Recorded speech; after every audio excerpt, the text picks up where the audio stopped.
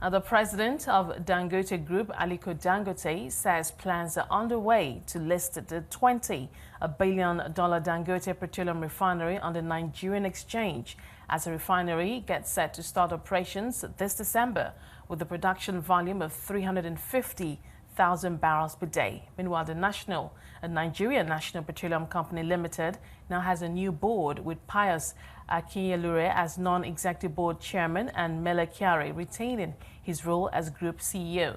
Oyeyemi Oke, partnered EO2 Law, joins me now to discuss these stories and more. Oyeyemi, thank you for joining us today. Thank you, Esther. Good afternoon. Thanks for having me. Well, let's get right to it. A number of stories, developments within Nigeria's within the oil and gas industry, both foreign and domestic. Let's start with the Dangote Group, the plan to list the refinery on the NGX and also, very importantly, begin operations in December, that's just next month, with a production of 350,000 barrels per day. What do you make of that?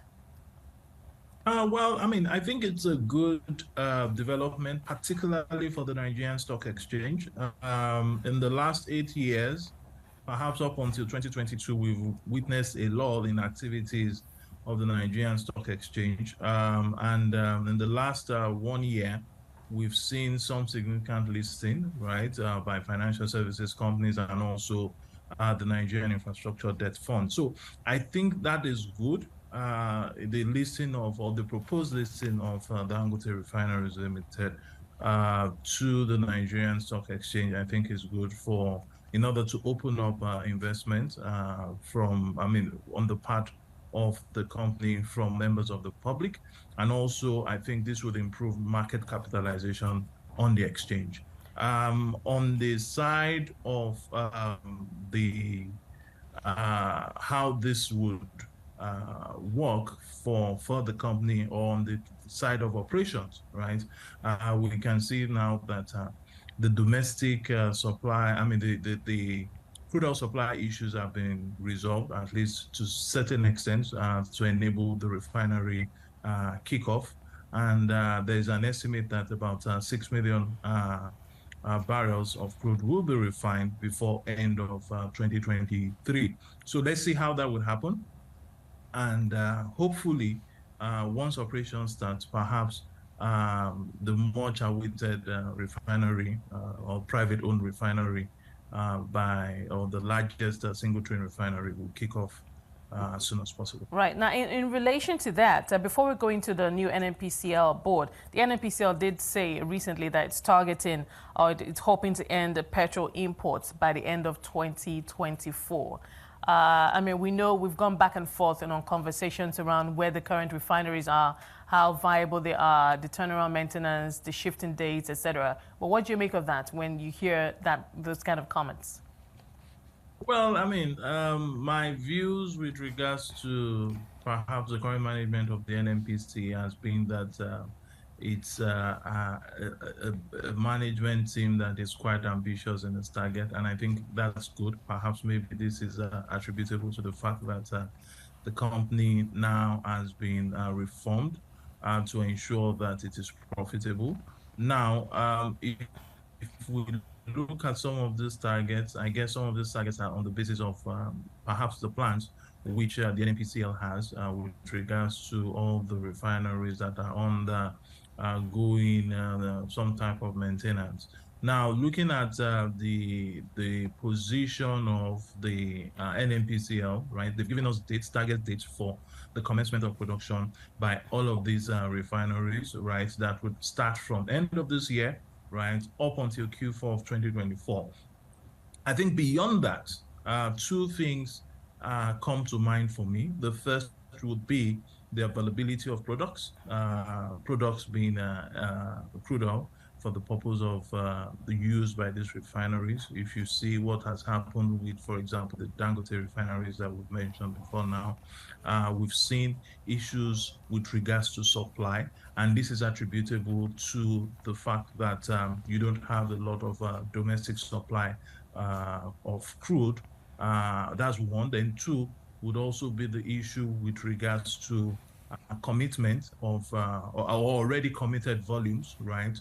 by both the NNPC and also other producers, right, on a long-term sale basis. So if the domestic issues with regards to supply of crude oil to these refineries are resolved, then perhaps we may see some type of light at the end of the tunnel. We should not also forget the local or the indigenous refiners, or what I would rather call those that are own modular refineries.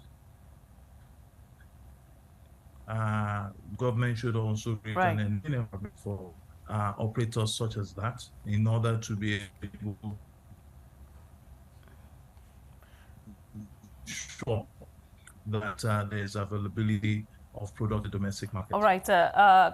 Oyeyemi, I wanted us to quickly talk about the OPEC Plus meeting that has been postponed till the 30th of this month. What we're hearing, OPEC Plus sources are saying that the dispute or the delay is linked to the fact that producers are unable to agree on production levels and possible reductions. And it's also linked to African countries, namely Angola, Nigeria, and the Congo. And we know that at the last meeting, the OPEC Plus did agree that the 2024 output quotas for these three countries were conditional on reviews by outside analysts. So we don't know, we don't have the details, of course, yet, but that's what we're hearing according to OPEC Plus sources. But what are your thoughts on how this is playing out?